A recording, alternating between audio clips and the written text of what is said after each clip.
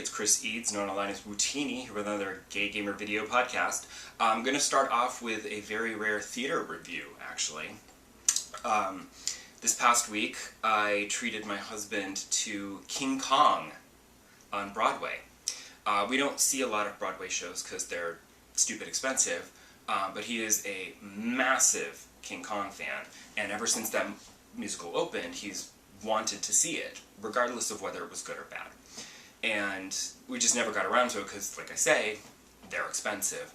But they suddenly announced, I was like, oh, well, maybe I'll get tickets, this summer for our anniversary. Unfortunately, they then announced that the show was closing in the middle of August, a couple weeks before our anniversary, so I said, well, we can't wait. And I happened to get an email from a, telecharge saying, hey, we've got discount tickets on King Kong. And I'm like, well, of course you do, because it's closing, so obviously they need to fill seats, and they'll give us deep discounts, so yay. So I managed to get us a couple of tickets at $100 each, which is actually reasonable for a Broadway show, which is insane, but... and it's funny because I was looking, and I'm looking in the middle of the orchestra, and then I'm like, well, what about these seats down in the front? And they were the same $99, so I said, well, why are we going to sit back in the middle if I can sit in the fifth row? So we sat in the fifth row, and it was really impressive. The show itself is not great. I mean, the story is the story of King Kong. They tweak it a little bit so that Ann Darrow is like, the strong female character, so she's not like, damsel in distress. They can't do that nowadays, so they have to, even though it's a period piece set in the 20s, she's still a strong female character for today's audience. It started out, the first couple of songs were like legit good, and I had hope, and then it kind of fell apart, and all the rest of the songs just sort of were okay. Like, they weren't horrible, like, you weren't like, oh god, this is painful to listen to, but like, none of them really like went together, and it felt like a bunch of different people wrote the songs, and it just didn't gel. But as a technical tour de force, amazing.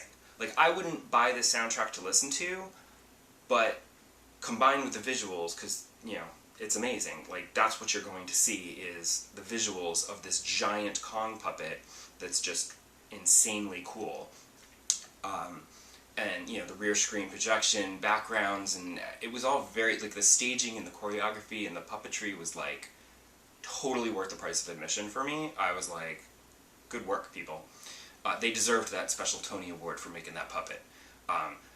During the end, when he breaks out in New York City, he comes right to the edge of the stage, and then they make it so that he can like loom out over the audience, and if we were a couple rows up, he would have been literally over us. He was like here. He wasn't above us, he was like just in front of us. His arm didn't quite reach past, like, I think the third row, but somebody in the third row reached up and got to touch his hand, and I was jealous. Yeah, it was entertaining. Like, I enjoyed it. I didn't feel like I got ripped off and wasted my money. As for movies, I did go back to see Spider-Man, finally. Unfortunately, I had to go to the one theater that was still showing 3D, because now it's just one theater showing a bunch of 2D screenings done. So that was annoying. But it was worth it, and it's a testament to how enjoyable this film is that I didn't mind sitting through that first hour again. So that was great. And the picture was not as good as the IMAX Laser 3D. It was visibly noticeable. Like, it was noticeable.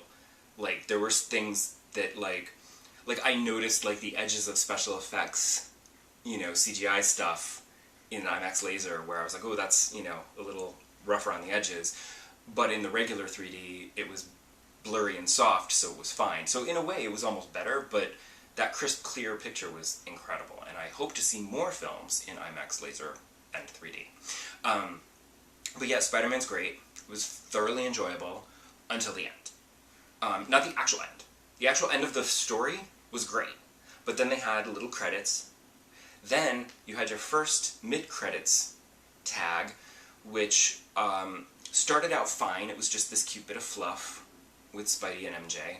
Then there's a twist at the end. I don't know why I'm like avoiding spoilers, since literally everyone in the world saw this movie before I did. It took me weeks to see this, but I'm still going to talk vaguely, and you'll know, you've all seen it, so you know what I'm talking about. At the end, there's a news report that twists everything around and turns everything on its head, and you're like, oh great, here we go with Spider-Man not being the hero anymore. And, you know, then I was like, okay. Then the end of that ends with a twist that had me going, what? No! Like, it's a jaw-dropping cliffhanger, but as the rest of the credits progressed, the more I thought about it, the more I didn't like it. Because I feel like it upsets the status quo too much. And that's the problem. These movies feel like they need to change things up, and it's not always necessary. And I'm afraid they might have ruined Spider-Man, so we only get 2 good movies out of it. But we'll see. Because then there's the post-credits stinger, which just left me going, huh? Because it's clearly setting up, I don't know, Captain Marvel 2? The Eternals? I'm not even sure what that was about. It was so vague and weird that I was just like, I don't even know what I'm looking at. So I don't know where this is going. We'll find out. Marvel just announced a whole slew of new movies at San Diego Comic-Con, only a couple of which I'm actually, like, psyched for. Obviously I want another Doctor Strange movie, because Doctor Strange is one of my favorites. I'm actually slightly intrigued by this new Thor movie, because they're going to have Natalie Portman back as Jane Foster to be the Jane Foster Thor, which is kind of an interesting, cool twist. Maybe they'll have some fun, I don't know. But there's not a whole lot making me go, yay! But we'll see. The other movie that I saw this weekend was Midsummer, which I wanted to like more than I did. I didn't hate it, but the problem is that I had originally bought tickets to see it at one particular AMC, and then the day before they're like, hey, we're sorry, we have to refund your money. And I'm like, wait, what? Huh? And I check, and that theater was no longer showing Midsummer. And I'm like, oh, they probably only sold like 3 tickets in advance, and they said, well, screw it, we'll put Lion King in there, and we can sell more Lion King tickets. And anyone who wants to see Midsummer can just go to one of the other AMCs showing it in the city, which is what I did. So the theater was actually mostly full. It was pretty full theater. And unfortunately, this audience at the end found things funny that I don't think were meant to be funny. So there was a lot of laughter. And it wasn't like nervous horror movie laughter. You know, it was like, this is ridiculous laughter. And people are like, and that kind of ruined the mood for me and ruined the movie. And I was like, so the whole ending, where I think the horror is supposed to mount and you're just supposed to be like, this is hella fucked up, I don't think it had the effect that he meant it to have, because people around me weren't getting into it. They were resisting it and laughing at it, not laughing with it. But it was an interesting take. I don't know how I feel about it. I think my real problem with it, even when I see it again, like if I see it again, like on HBO or something, and it's like just me, and there's no laughter, I think it might be a little more effective. But I think that the main problem with it is that it's not the actress. Florence Pugh is good.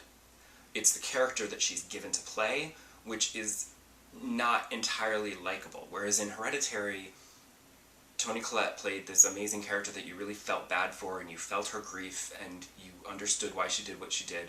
Here, she's kind of annoying, and a little clingy and needy, and you're just like, it's a little off-putting, so you don't really feel for her, you know?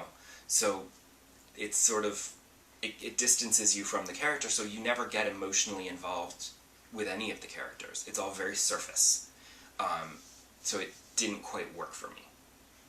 Your mileage may vary. As for gaming, I don't really have anything new to report. I'm still playing the same 2 games, and Animal Crossing, that I'm always playing. Ys 8 continues to be fun, although I was a little disappointed that this little, at the end of the chapter, like, I suddenly started to control Dana, but then it was just one brief little mission that just took, like, no time at all, and then suddenly I'm back to playing Adol again, and dealing with the camp stuff, and I'm like, oh, okay, so we'll just have, like, little vignettes, maybe? Until that all comes together? I don't know. I do feel like I need to play more of it because it's hard to get into because I play it only on my commute, so I play it for like short bursts here and there. And like there's no way in hell that I'm going to be able to finish this by the time Dragon Quest comes out, I'm afraid. But I'm still glad that I got it because I am enjoying it. Otherwise I would have been waiting until now and then I'd be playing Marvel Ultimate Alliance 3. But that'll come later. As far as Assassin's Creed Odyssey goes, I've actually, I want to finish it. I really do. So I've changed my focus. I keep getting distracted by things, and I got a lot of distracted by, like, doing a lot of the Atlantis mission. I got the rest of the artifacts and started doing a lot of the Atlantis stuff. The problem is that, that's, like, DLC for after that they've released, and it's not part of the main storyline, and I've decided that I need to focus on doing the main storyline and stop trying to do all the side stuff, except for killing off the cult members and the cult leaders. Those, they have to die. So, and they're very satisfying to kill, I gotta say. So, like, I'm psyched about that, and I am trying to focus on finishing the main story missions so that I can then maybe play something else. Because I would like to play Detroit Beyond Human, which was this month's free PlayStation Plus game. So I would like to play that, but I need to finish Assassin's Creed Odyssey first. So I'm trying to focus on the main story. And then once I finish the main story, then I'll probably do finish up the Atlantis stuff, and then I might just step away and not try to do more. But yeah, I'm trying, because, you know, it takes me so long to play a game that playing something like this, it's really long and it takes forever, and then I want to play other things. But I don't want to just, like, stop and go play Detroit, because I don't know that I would go back to Assassin's Creed again. I don't know, because I might be like, oh, well, now I can play this, you know.